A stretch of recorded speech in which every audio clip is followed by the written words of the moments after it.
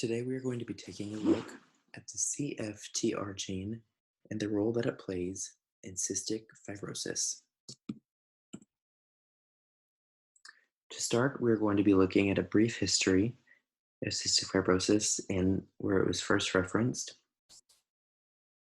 The earliest references were in 1595, and not much is known about where it was mentioned, but we do know that when it was first mentioned in 1595, these texts were linked to young children or infants with salty skin and very young deaths, often linked to malnutrition. It wasn't until an American pathologist named Dr. Dorothy Anderson in the year of 1938 provided the first description of the disorder in medical literature, naming the disease cystic fibrosis of the pancreas based on her autopsy findings of children who died of malnutrition. Then later on, other physicians of the era referred to the disease as mucoviscidosis, which gave attention to the presence of thickened mucus, which we know is common for patients living with cystic fibrosis. Then, about 40 years later in the 1980s, the defect was described and the CFTR gene defect was named. This CFTR gene is the cystic fibrosis transmembrane conductance regulator. This leads us to the etiology or the causes of cystic fibrosis. We know from class that cystic fibrosis is an inherited disease, and we know that from each parent we are given a CFTR gene, and it takes two mutated genes to become afflicted with cystic fibrosis. So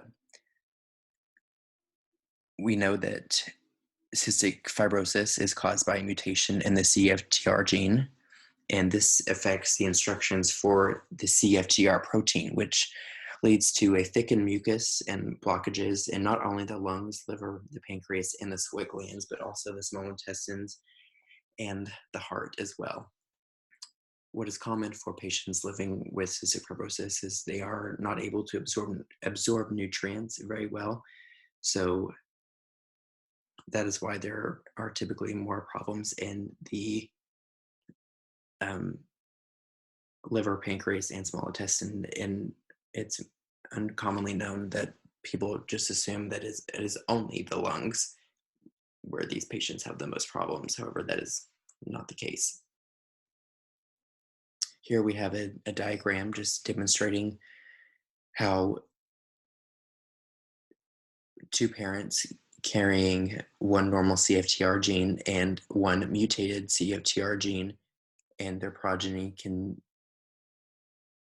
give it to their children. So we have one child with no cystic fibrosis, so 25% with no cystic fibrosis. 50% of children will be carriers, and then 25% will be afflicted with CF. And that leads us to the pathophysiology of the disease. So as mentioned previously, cystic fibrosis begins with a mutation in the CFTR gene, and that leads to an abnormal or absence of CFTR protein, which in that case is completely fatal. That continues on to an airway surface liquid depletion, then a defective mucociliary transport. So the cilia and the sinuses are not able to expel the buildup of mucus that have accumulated there. So with that, there leads to an intense mucus accumulation, and the body cannot get rid of it, so that leads to a bacterial infection, which causes inflammation in the airways. And by that time, this cycle of mucus accumulation, bacterial infection, and inflammation has repeated so many times that it leads to tissue damage. And the tissues are not able to repair themselves because it has happened repetitively and over the course of so many times.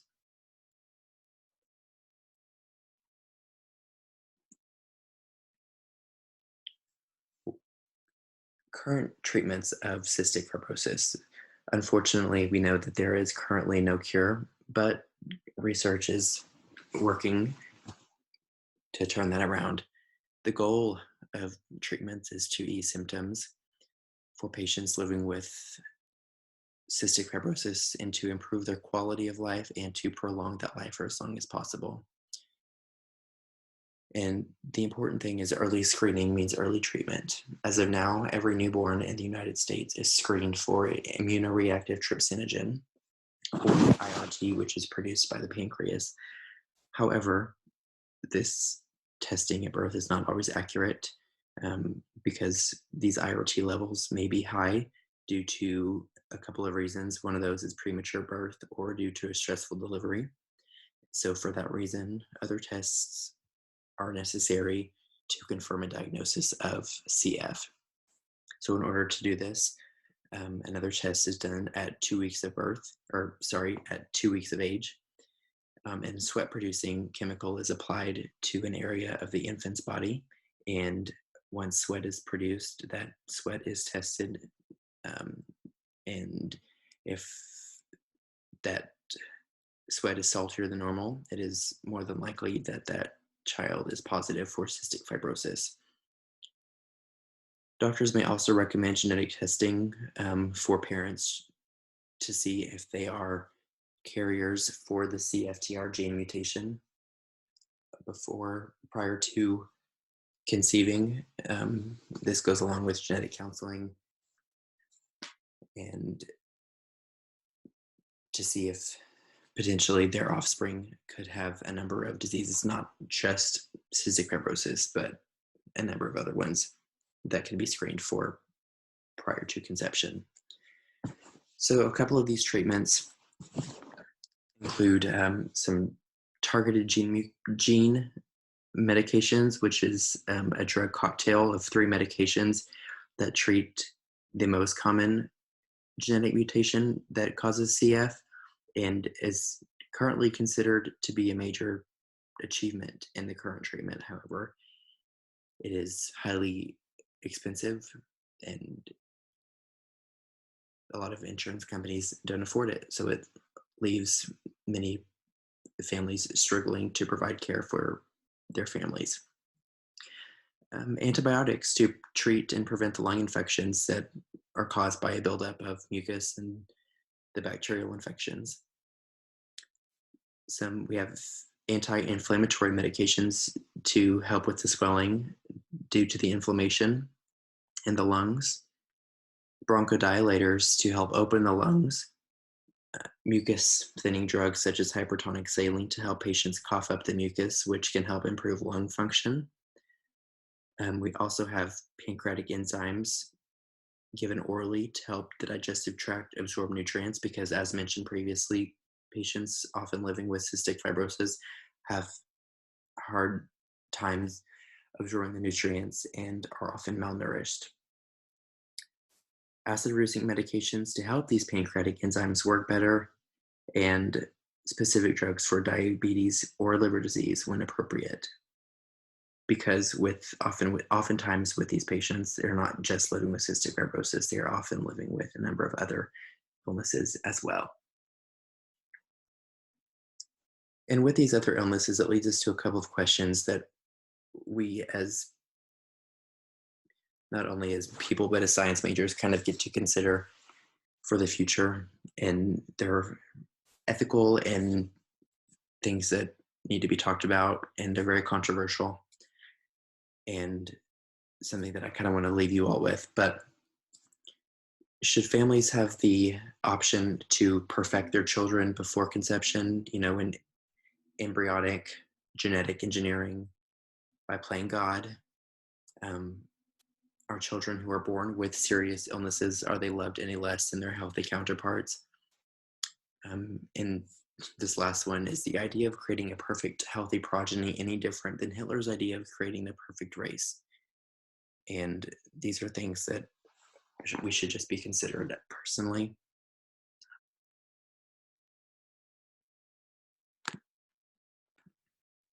Personally, I don't necessarily agree with genetic engineering on embryos, um, but that's another soapbox for another day. But this presentation was about the CFTR gene and the role that it plays in cystic fibrosis. So thank you very much.